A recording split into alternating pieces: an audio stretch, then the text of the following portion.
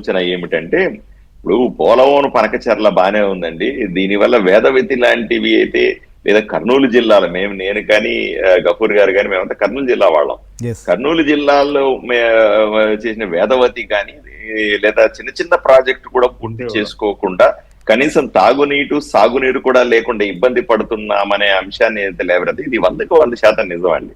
దీన్నే ఇప్పుడు మనము ఈ బడ్జెట్ లో చాలా స్పష్టంగా మనం క్యాపిటల్ ఇన్వెస్ట్మెంట్ అంటే ఇప్పుడు మౌలిక సదుపాయాల మీద పెట్టుబడులు పెట్టాలా అనే ప్రతిపాదనను ప్రత్యేకంగా ఏర్పాటు చేశాం. అంటే ప్రాజెక్టులు కట్టుకోవడం అయితేనే, రైతులకు సంబంధించినటువంటి అవసరాలు తీర్చడం అయితే, పనిముట్లు చేసుకోవడం అయితేనే, వాళ్ళకి సంబంధించిన సూక్ష్మ సేద్యానికి సంబంధించిన వస్తువులు ఇవ్వడం, ఇవన్నీ కూడా అంటే ఎక్కడైతే డబ్బులు పెడితే ప్రజలకు ఆదాయం వస్తుందో ఆ మార్గాల్లో డబ్బులు ఖర్చు పెట్టాలా అనే ప్రపోజల్ పెద్ద ఎత్తున దాని కేటాయింపులు ఈ బడ్జెట్ లో చేసుకున్నాం.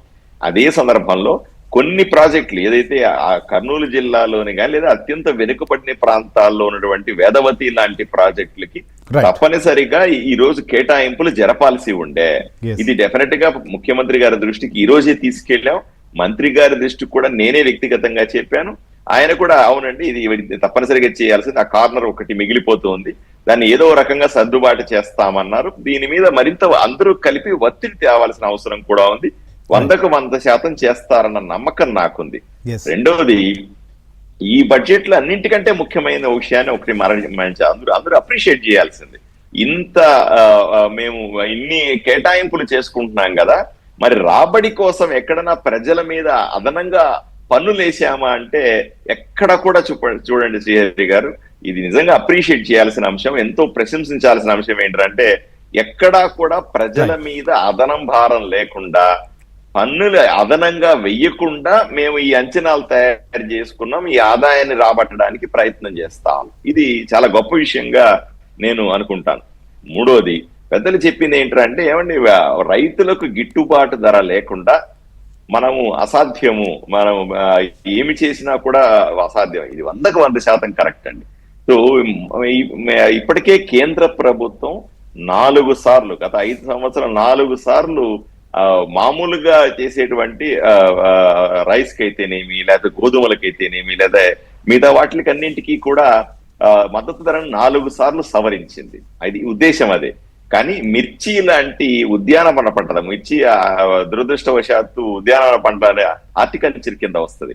సో వీటికి మద్దతు ధర లేకపోవడం, అందువల్లే ఈ మధ్య కాలంలో గుంటూరులో మొదలు పెట్టుకొని, ఆదోన్లో మొదలు పెట్టుకొని, కర్నూలులో మొదలు పెట్టుకొని అన్ని చోట్ల మిర్చి రైతులు పెద్ద ఎత్తున ఇబ్బంది పడినారు.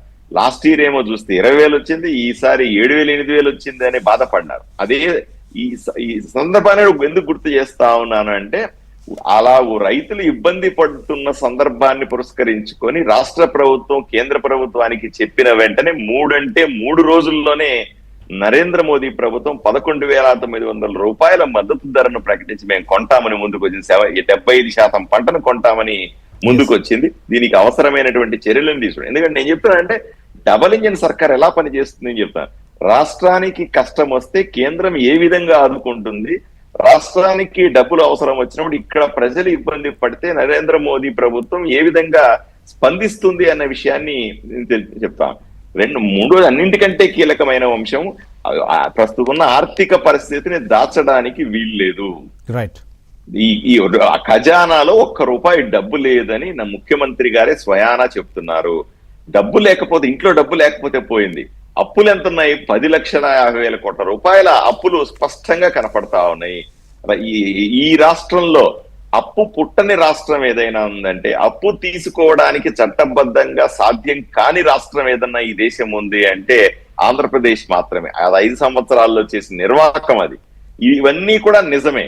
డబ్బులు లేవు, అప్పులు ఉన్నాయి, సంక్షేమ పథకాలు విపరీతంగా మనము దాన్ని ఆపలేము. ఎందుకంటే పేదలకు సంక్షేమం ఆపితేలా, పేదల సంక్షేమాన్ని తప్పనిసరిగా అన్ని చేయాలా. అదే సందర్భంలో సంక్షేమం చేస్తున్నాను కదా అని అభివృద్ధిని ఆపలేము, అభివృద్ధిని కూడా సమపాలనలో చేయాల్సింది. ఇవన్నీ కూడా ముందున్నటువంటి సవాళ్లు. దీని నుంచి తప్పించుకోవడం కానీ దీన్ని చర్చ పెట్టకపోవడం అనేది అసందర్భం అవుతుంది. అదే సందర్భంలో ఆర్థిక క్రమశిక్షణ చేసుకుంటూనే ముఖ్యమంత్రి గారు పదే చెప్తా ఉంటారు, ఆర్థిక క్రమశిక్షణ మేము పాటిస్తాం, కేంద్ర సాయం తప్పనిసరిగా మా వైపున ఉంటుంది, నరేంద్ర మోదీ గారు మా కొండంత అండగా మాతో ఉన్నారు అనే పదాన్ని పదే పదే చెబుతూ ఉంది రాష్ట్ర ప్రభుత్వం. సో ఈ రెండింటి సహాయంతో ఏదైతే పరిశ్రమలు పెట్టాలనో, లేకపోతే పెట్టుబడుల మీద పెట్టాలనో, లేకపోతే అవి మొన్ననే మనం చూసాం సుమారుగా 63,000 కోట్ల రూపాయలకు సంబంధించినటువంటి ప్రామిసెస్ ఉన్నాయి మన దగ్గర. అంటే మేము పెట్టుబడులు పెడతాము అనే ప్రామిసెస్ ఉన్నాయి. ఇవన్నీ కూడా ఈ సంవత్సరం రాష్ట్రానికి వస్తే దాని ద్వారా కొంత డబ్బులు వస్తాయేమో అని ఆశగా ఎదురు చూస్తున్నాం. లేదా కేంద్ర ప్రభుత్వం నుంచి ఇన్సెంటివ్స్, కేంద్ర ప్రభుత్వం నుంచి అదనంగా నిధులు వచ్చే అవకాశం ఉంది. వీటన్నిటిని దృష్టిలో పెట్టుకొని ఇప్పుడు అంచనాలు ఈ రకంగా ఉన్నాయి. దీంట్లో ఇంకా చేయాల్సినవి చాలా ఉన్నాయి. చేయడానికి ఇంకొక 4 సంవత్సరాల మాకు సమయం కూడా ఉంది. సో ఎవరు ఇబ్బంది పడాల్సిన అవసరం లేదు. చెప్పిన దానికంటే ఎక్కువగా చేస్తాం, చెప్పిన దానికంటే అదనంగా చేస్తాం, చెప్పిన దాన్ని చెప్పినట్టుగా అందరినీ సంతోష పెట్టే పని చేయడానికి సమయం కూడా ఉంది. ఎందుకంటే అన్ని ఒకే సంవత్సరం చేయాలని కూడా, ఎందుకంటే అప్పులు కుప్పైపోయిన